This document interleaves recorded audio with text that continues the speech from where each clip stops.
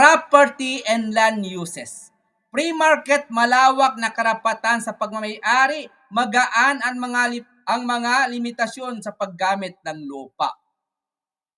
No? Deregister, maaring may land to the tiller. Rent control, selling sa sukat ng lupa o expropriation para sa public use. Para sa public use na may compensation.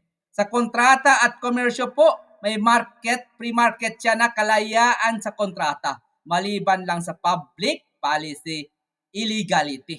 Stated, directed, mas maraming mandatory clauses, presyo, sahod minimum, standard form contract, consumer calling off period. So, sa antitrust at competitiveness, kapag target ng bansa ang masiglang competition, umiigting ang anti-monopoly, anti-cartel laws kung strategic ang ilang sektor na may state monopolize or price control. Sa fiscal and monetary spillovers, nakuha po natin sa kwanto. Fiscal and monetary spillovers, tax policy, VAT, income bracket excise ay nangangailangan ng tax code at enforcement rules. Sa inflation, deflation shocks, mga price gouging rules, indexation clauses, and moratoria. Moratoria sa interest at eviction sa panahon ng crisis. Criminal law, gamit po ang datos, ginagamit ang estadistika. Ano yung estadistika? Age, trabaho, social, background, priors upang i-design ang deterrence, parusa versus alternatives gaya ng community service at rehabilitation. Ano po ang konkretong halimbawa natin dyan? Meron dyan mo na microfinance and consumer protection.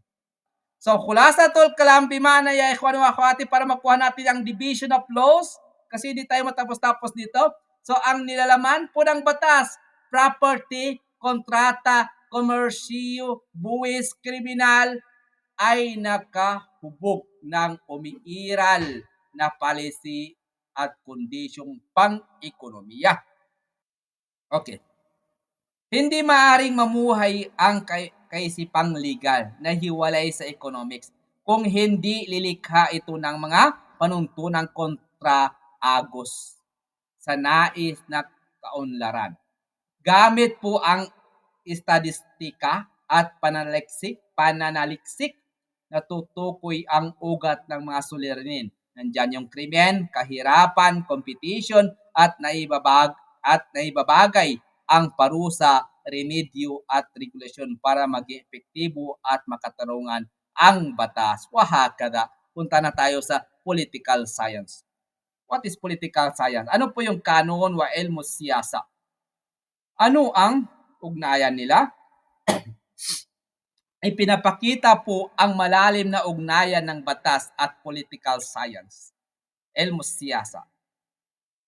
Ang batas ang naglalaktag ng formal na balangkas, anong uri ng pamahalaan, paghahati ng kapangyarihan, lehislatura, ehekutibo, hudikatura at ugnayan ng estado sa mamamayang mga karapatan at tungkulin.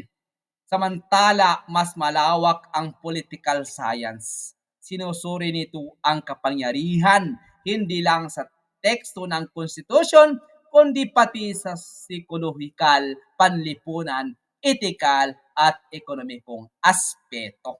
Paano sila nagtutulungan sa praktika? Konstitusyon at paghati ng kapangyarihan. Ang batas ay nagtatakda ng checks and balances. Veto power, judicial review. So sa political science, tinitingnan kung epektibo ba ang checks and balances sa realidad. Halimbawa niyan, party disciplines, patronage, media influence. Sa electoral at party system, ang batas naman ay rules sa pagbuto, districting campaign finance. Pero sa political science, epekto ng FP PTP versus PR subpresentation, pagkakaroon ng coalition governments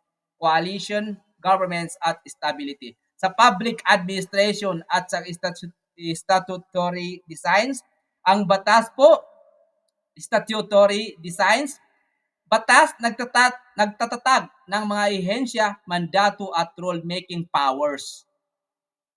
Sa political science, throughput, legitimacy, transparency, accountability, at bureaucratic capacity, ina-adjust ang batas, sunset clauses, oversight para gumana sa totoong mundo at marami pang iba, wag natin banggitin. Proceed na tayo.